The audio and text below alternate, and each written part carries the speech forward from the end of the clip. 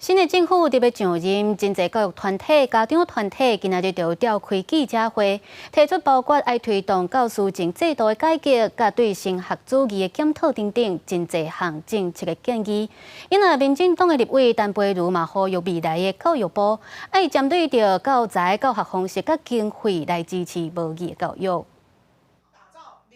后礼拜一，新的执政团队特别上任，这些关注教育议题的民间团体和民进党立委拜四共同召开记者会，针对学校、家长、学生和课纲4大方向，向国内要上任的教育部部长陈永尧提出建议。其中，台湾家长教育联盟就呼吁教师证的制度爱改革，让老师对时代加强专业能力。时代不断的在进步。 那老师不能用你30年前取得的那个教师证作为永久有效的教师证哈，就像医师一样哈，医师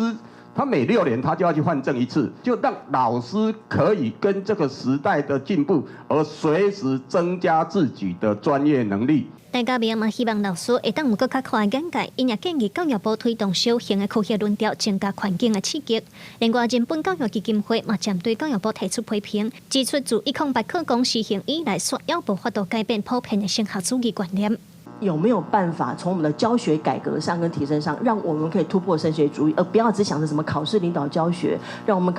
改变考试的方法，所有的考试只会领导考试啦。人本基金会指出，应当针对老师家长的观念和师资培训的系统等等去加强和改进。也那伫语言政策的部分，关注保育议题的民进党立委陈培如，嘛呼吁新的教育部团队应当对教材、教学方法也更有经费等等来提出实际支持。 友善的语言环境这件代志吼，我感觉是咱学母语吼，学咱家己母语，还是讲外国的语言，拢最重要。伫赖清德总统以520了后，也使甲新的教育部长去讨论这件代志，会安怎互咱现场的老师感觉讲有向支持。 针对教育议题，无论是家长团体、教育团体，还是立法委员，都提出一些政策的建议和检讨，希望新的教育部团队在教育现场应当有更加进步和实际的思考和做法。记者卢尚如、郑俊尧台北报道。